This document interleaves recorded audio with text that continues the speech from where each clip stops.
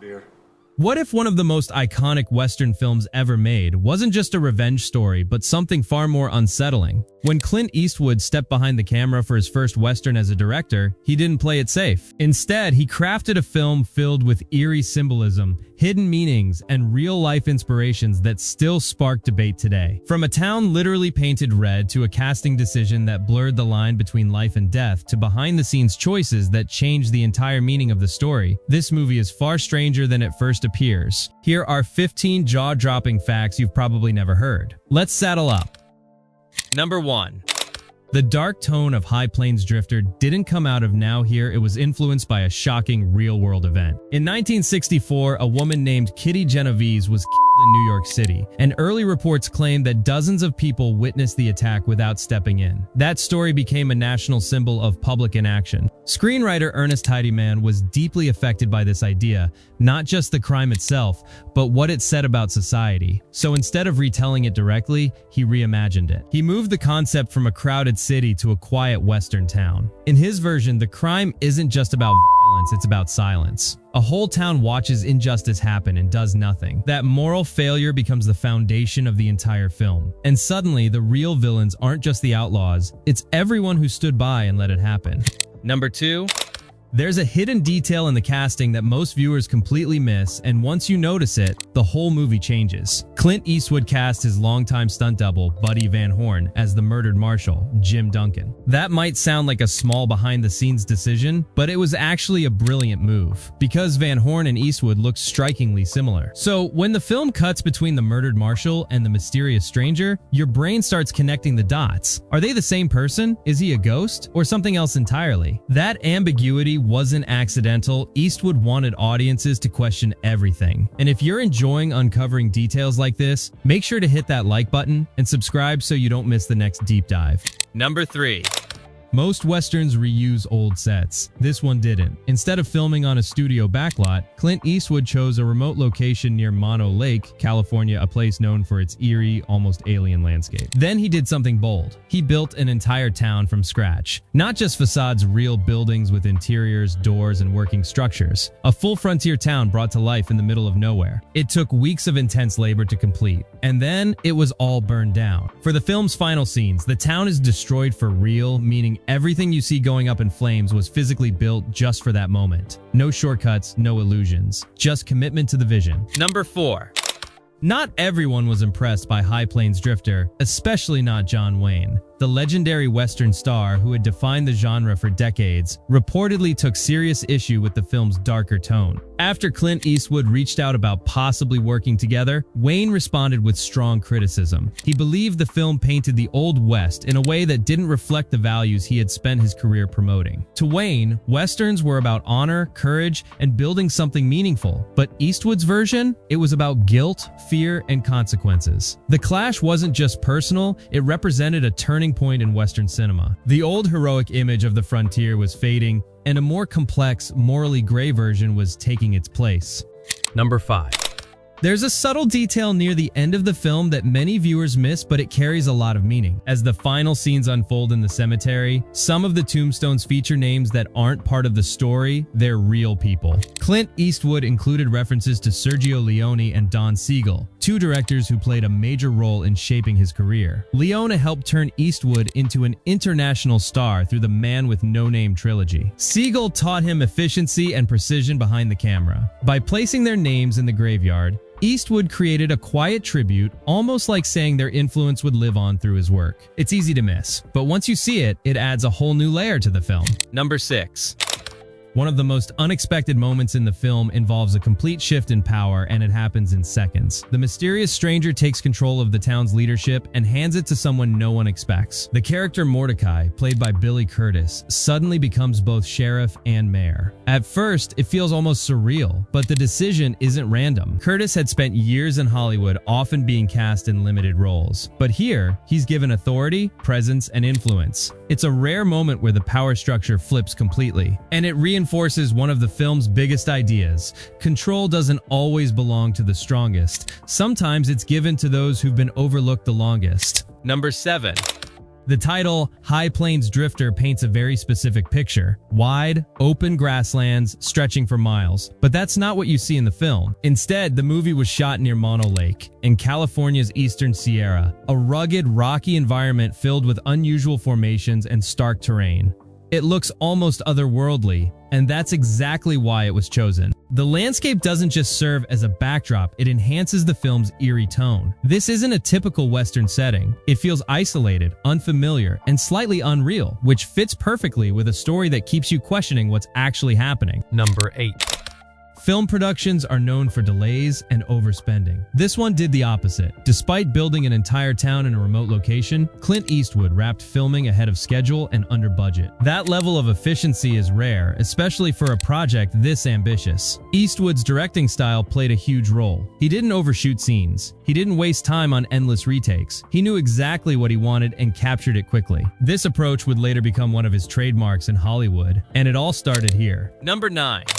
Most films open with something designed to grab your attention immediately. Fast dialogue. Action. A dramatic moment that pulls you in without hesitation. High Plains Drifter does the exact opposite, and that's what makes it so effective. When the film begins, you're not greeted with explanation or backstory. Instead, you're dropped into silence. A vast, empty landscape stretches across the screen. Heat shimmers in the distance. The air feels still, almost unnaturally quiet. Then, slowly, a figure appears. A lone rider, emerging through the haze. At first, it's hard to even make out who or what you're looking at. The image feels distant, almost dreamlike, like something forming rather than arriving. And still, no dialogue. No one speaks, no one explains who this person is. The town comes into view, and something feels off immediately. People notice him, but they don't greet him. They don't approach, they watch. From windows, from doorways, from a distance. There's tension in their silence, almost like they sense something isn't right. The only sounds you hear are natural, the wind moving across the land, the slow rhythm of horse hooves hitting the ground, leather creaking, and a haunting musical score that quietly builds underneath it all. It's not just quiet, it's intentional silence. And that silence does something powerful. It forces you to pay attention. Without dialogue guiding you, your focus shifts to everything else. Facial expressions, body language, the way characters react without speaking, the environment itself. You start asking questions immediately. Who is this man? Why does the town feel so uneasy? What's about to happen? And the film doesn't rush to answer any of it. Instead, it lets that tension grow, second by second, shot by shot, until the silence itself becomes almost uncomfortable. That's when you realize this isn't just an opening scene. It's a statement, a signal that this film isn't going to follow the usual rules. The influence of Sergio Leone is clear here. He was known for stretching moments, allowing silence to carry weight instead of filling every gap with dialogue. And Clint Eastwood takes that idea even further. Because in this film, silence doesn't just build tension, it creates mystery. It makes the stranger feel less like a normal character and more like something unknown. Something that doesn't fully belong. And when the first lines of dialogue finally arrive, they hit harder. Because the silence made space for them. That contrast between quiet observation and sudden interaction pulls you deeper into the story than constant talking ever could. It's a reminder that sometimes, less really is more. That holding back can be more powerful than showing everything. And that a strong opening doesn't always have to be loud sometimes. It just has to make you feel something you can't quite explain. So next time you watch the film, pay close attention to those first 6 minutes. Because they're not just setting the scene, they're setting the tone for everything that follows. And if you're enjoying uncovering details like this, make sure to like the video, subscribe to the channel, and share it with your friends because there's always more hidden beneath the surface than you might expect. Number 10.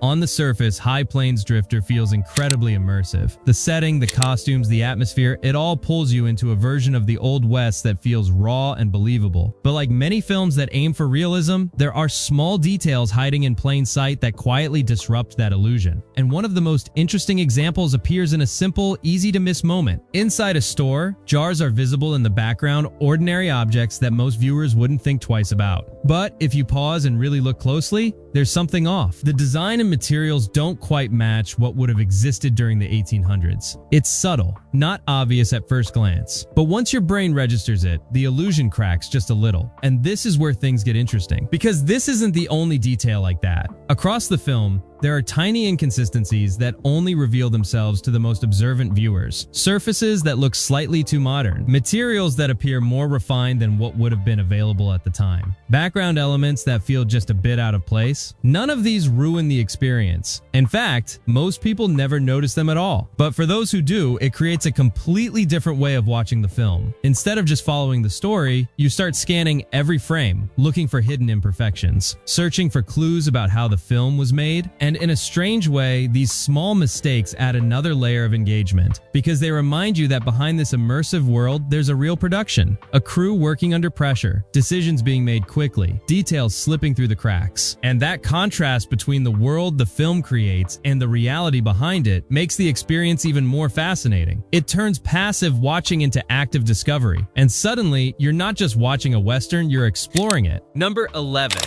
Most films tell the same story no matter where you watch them. Different language, sure, but the meaning stays intact. High Plains Drifter breaks that expectation in a really unusual way, because depending on which version you see, the entire interpretation of the story can shift. At the center of the film is one big question: who is the stranger? The movie carefully avoids giving a clear answer. There's no straightforward explanation, no direct confirmation, just hints, visuals, and moments that suggest something deeper is going on, and that ambiguity is intentional. Clint Eastwood wanted the audience to sit with that uncertainty, to debate it, to come to their own conclusions. Is the stranger connected to Jim Duncan? Is he a reflection of the town's guilt? Or something more mysterious? But here's where things take an unexpected turn. In some versions released outside the U, dialogue was handled differently during dubbing, and those differences, small as they might seem, can change how the story feels. Instead of leaving everything open-ended, certain lines lean more toward a clearer explanation, and when that happens, the mystery starts to fade. What was once a haunting question becomes a more straightforward narrative. Same scenes, same visuals, but a completely different experience. It's a rare example of how subtle changes in dialogue can reshape an entire film. And it raises an interesting idea. How much of a story is defined not just by what we see, but by how it's presented to us? For some viewers, High Plains Drifter is a puzzle. For others, it's a revenge story. And that difference all comes down to the version they watched, which makes this film not just mysterious, but uniquely flexible in how it's understood. Number 12. The opening of High Plains Drifter is designed to pull you into its world instantly. A lone rider emerges through the heat. The town waits in silence. Everything feels deliberate, controlled, atmospheric, but hidden within that carefully crafted moment is a detail that doesn't belong. Look down at the ground. At first, it just looks like dirt, dry, uneven, natural. But then you start to notice patterns, lines, tracks, and not the kind you'd expect from horses or wagons. These marks are wider, more uniform. They resemble something far more modern. And once you see them, they stand out because they don't match the time period at all. So how did they get there? The answer lies behind the scenes. Filming in a remote location like Mono Lake required heavy logistics. Equipment had to be transported. Materials had to be delivered. Crew members had to move in and out constantly. And that meant vehicles, modern ones, were used throughout production. Those vehicles left marks, real ones. And in the rush to stay on schedule, not all of them were erased before filming began. So what you're seeing in those scenes is a small piece of reality bleeding into the story. A reminder of everything happening just outside the frame. And there's something fascinating about that, because the film works so hard to create a timeless setting. Yet these tiny details anchor it back in the present. They reveal the effort behind the illusion, the complexity of building a world from scratch, and the challenges of maintaining that illusion under real-world conditions. For most viewers, it goes unnoticed. But for those who catch it, it becomes another reason to rewatch the film. Not just for the story, but for the details hidden beneath it. Because sometimes what wasn't meant to be seen ends up being the most interesting part. Number 13.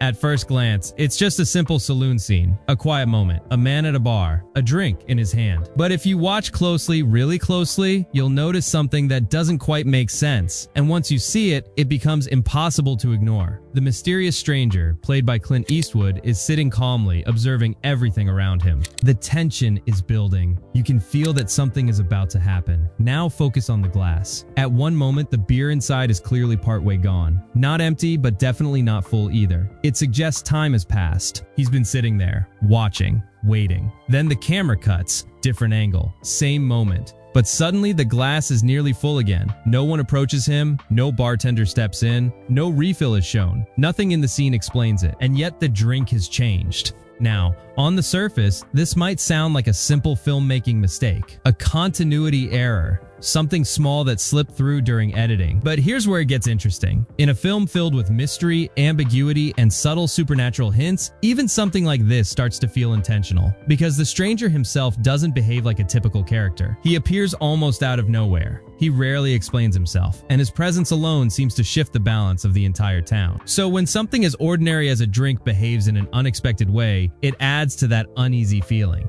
It makes you question not just the scene, but the reality of everything you're watching. Is it just a mistake? Or is it another tiny crack in the film's logic hinting that this world isn't operating by normal rules? That's the brilliance of moments like this. Even the smallest detail can deepen the mystery. And for viewers who catch it, it becomes one more reason to go back and watch again, looking for clues hidden in plain sight. Number 14. Imagine being told to build an entire town, not on a studio lot, not near a city, but in the middle of a vast, empty landscape far from everything. That's exactly what the crew behind High Plains Drifter had to do. The chosen location near Mono Lake, California wasn't convenient, it wasn't easy to access, and it definitely wasn't designed for filmmaking. It was isolated, raw, unforgiving, and that's exactly why Clint Eastwood chose it. But choosing the location was only the beginning, because nothing was already there. Every building you see in the film, the saloon, the homes, the hotel, the shops had to be constructed from the ground up. This wasn't about putting up quick facades either. These were real, functional structures. Walls, interiors, doors that opened and closed, spaces actors could move through naturally. It had to feel like a living, breathing town, and all of it had to be completed under pressure. Crews worked long hours, day after day, bringing this place to life piece by piece. Materials had to be transported across long distances. Every tool, every board, every detail required planning. There were no shortcuts, no easy fixes, just effort, coordination, and commitment to the vision. And while all of that was happening, the cast and crew were living it. Far from the comfort of Hollywood, they were fully immersed in the same isolation you feel when watching the film. Which is part of why the town feels so real on screen. Because in many ways, it was. But here's the part that makes it even more incredible. After all that work, after all that time, after building an entire world from nothing, it was all meant to disappear. Every structure, every street, every detail, gone, not preserved, not reused. Just a temporary place created for a single story, and that level of commitment, it's something you can feel in every frame. Number 15. Everything in this film builds toward one final moment, and when it arrives, it doesn't shout, it doesn't explain, it simply reveals just enough. As the story comes to a close, the town has been transformed physically and emotionally. What once felt stable now feels empty, almost ghost-like. The stranger prepares to leave, just as quietly as he arrived. No celebration, no recognition, no clear answers. Then the camera shifts. We see Mordecai carefully working on a tombstone. It's a small, quiet action, but it carries enormous weight. He steps back, and for the first time, we clearly see the name carved into the stone. Jim Duncan, the marshal whose death shaped everything. The man the town failed. The man no one truly stood up for. And suddenly, the pieces begin to connect. Because just moments earlier, Mordecai admits something simple. He never knew the stranger's name. And the stranger responds with a line that feels almost like a whisper but hits with full force. You do. That's it. No further explanation. No confirmation. Just implication. And that's what makes this ending so powerful. It doesn't tell you what to think. It makes you decide. Was the stranger truly Jim Duncan, returned in some form to confront the past? Was he a symbolic figure representing guilt, justice, or consequence? Or was he simply a man who stepped into a role the town desperately needed? The film never locks in one answer. And because of that, the story doesn't end when the credits roll. It stays with you. Because the real question isn't just who the stranger was, it's what he represents. And whether the town and the people in it ever truly understood what they had done. Bonus. There's a moment in the film that feels almost surreal. The stranger gives an order and the entire town begins to change. Not gradually, not subtly, but completely. Buildings, signs, surfaces, everything starts being painted the same bold, unmistakable color, red. At first, it feels strange, almost excessive. Why would a town do this? Why such a dramatic transformation? But the answer isn't practical, it's symbolic. The color red carries weight. It represents consequence, memory, the idea that something has happened here that cannot be erased. By repainting the town, the stranger isn't improving it, he's marking it, forcing everyone to confront what they tried to ignore. Because earlier in the story, the town failed someone. They looked away, stayed silent, avoided responsibility, and now there's no hiding from it. The red becomes a constant reminder. Every wall, every street, every glance, it's no longer just a place. It's a reflection of what happened there. And as the film moves toward its final moments, that visual transformation becomes even more powerful. Because when everything starts to fall apart, that red remains, almost like a warning or a message that some actions leave a mark no matter how much time passes. And if you enjoyed this deep dive, don't forget to like the video and subscribe for more breakdowns just like this, because the next great rewatch might be your idea.